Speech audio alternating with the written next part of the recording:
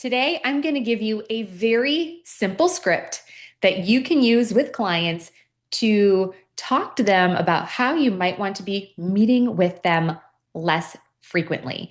So, inside of our group coaching program, the Systems to Scale group coaching program, we just finished up with one of our cohorts the module around client service model, where we take a bunch of KPIs, we take a bunch of time study analysis, and we start plugging it all into a client service model and really looking at our revenue per hour, the amount of impact that we're having, how much time are we giving different segments of our book, how do we actually deliver a very high quality planning practice in a way that is very fair, but not necessarily equal if you're segmenting your book.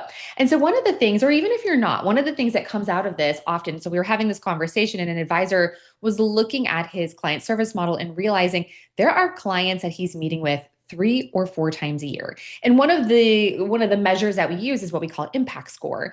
And I was asking him this question of like, well, how impactful are those meetings? And he's like, honestly, we've just been kind of doing them because they're long-term clients, and 10 years ago, when I brought them on, we said we would be meeting quarterly. And so I see this a lot inside of the group coaching program where we have legacy clients that we've always done something that way by default. And often we realize that our value isn't necessarily always inside of the meeting. There's so much that we are doing behind the scenes for our clients that drives value, right? Portfolio analysis, tax sensitivity planning, reviewing their estate document. I mean, there's so much happening between meetings, and we often sell our value based on the number of meetings. So it happens a lot, right? So if that's you, you're not alone. There's a lot of advisors who have a lot of clients that they're meeting with more frequently. So what's an advisor to do? So this was me, right? When I first started my business, if you gave me $30,000 in a rollover, you were my favorite person. I was so grateful for your business, right? And I never wanted to be that advisor that was like, oh, well, now I work with $1 million clients and I'm too big for you. Right. So I wanted to figure out a way, how can I serve everyone? How can I serve them well? And ultimately, right, we do have to sometimes pare down the book and we have to eliminate clients that don't meet our definition of an ideal client avatar anymore. Like, so that stuff is true, right? And that's all stuff that we cover inside of the group coaching program. But for those clients that you're like, oh, like, man, we set a precedent, we've been meeting with them too frequently, maybe they're a little high maintenance.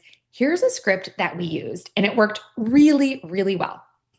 So I would say to a client, if it's been a couple of years, we would say something to the effect of, hey, you know what? We've been working together for 3 or 4 years now. We are at a point in our relationship where I feel like I understand you guys, how you think and feel about the market, how you feel about taxes, estate plan. Like, I feel like I really understand your financial plan and your investment strategy at this point.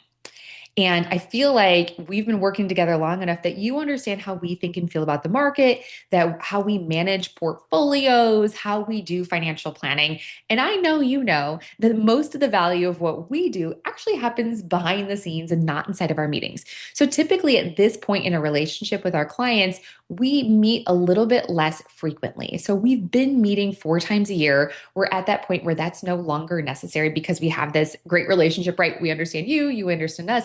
So from this point forward, we're going to be meeting twice a year. And here's what that looks like. Here's what you can expect. And we have a lot of fear around this, right? We fear that our clients are going to all of a sudden think that our relationship is less valuable because we're not meeting as frequently. And it's genuinely all in the pitch and how you discuss this with your clients, of course. But we want to, no client has ever woken up and said, wow, I really wish I could meet with, I had more meetings on my calendar and I really wish I had more things to do. So I know what you're thinking is, wow, won't they think I'm doing less? Will they leave? Like, how do I justify my fee? So what if my client thinks I'm providing less service? Like, this is typically one of the biggest fears. And the answer is they're only going to feel that if you have indeed taught them that meetings are the service. So the goal is to shift their understanding from service equals meetings to service equals outcome, planning, monitoring, responsiveness, and expertise.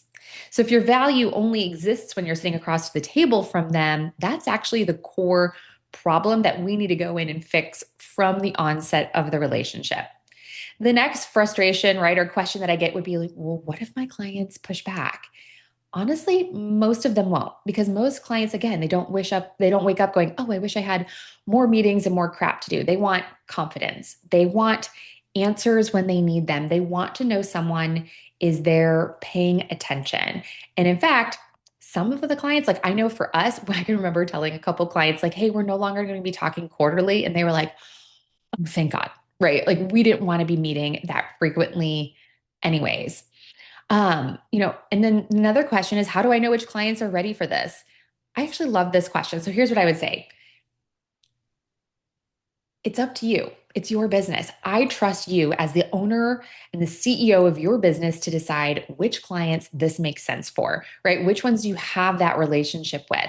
And then what happens if a client says, um, what am I paying for? Right? Again, we need to tie your value to your behind the scenes checklist. So, like in our group coaching program, we just went through our behind the scenes checklist. And I recommend doing this. And if you took the first 100 days course, you'd hear this too, where in the beginning, we start articulating that the value is what's happening between meetings. The value of what we provide to our clients isn't happening inside of the meeting.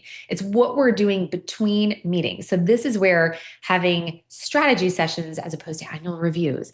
This is where being able to deliver value adds and doing things for our clients, being able to have a behind the scenes checklist of here's all the stuff that we do for you between meetings. We want to tie the value to the outcomes and to the strategic planning, not to the cadence of meetings.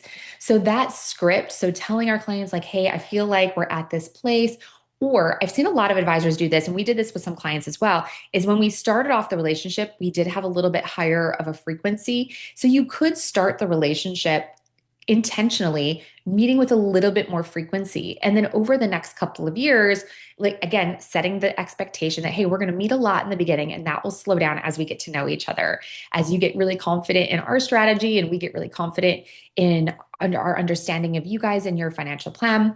I personally think best practice is to start right from the beginning with the service model that is appropriate for that client household, right? And we want to language everything in a way that articulates that the value is not in the meeting itself. But it is also important that you do meet with clients. We also don't want the clients who don't show up to the meetings. If clients don't show up to the meetings, that means even if they're saying, I love you, I trust you, do what you want, we need them to participate so that we can stay ahead and we can stay involved. So we have to set that expectation that it's somewhere in between, right? There is this expectation that you're going to meet with us throughout the year. And here's what that looks like. And then the expectation is also that the meeting itself isn't the value. That's our relationship building time. That's our rapport building time.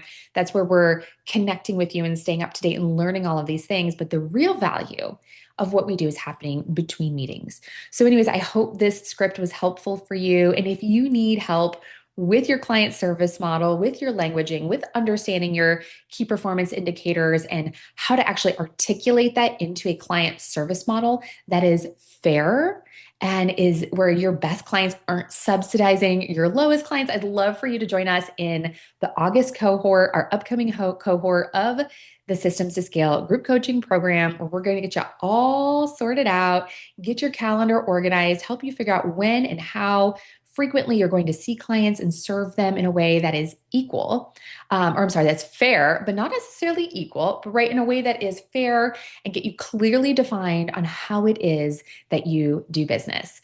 I thank so much, and I hope you guys have an amazing rest of your week.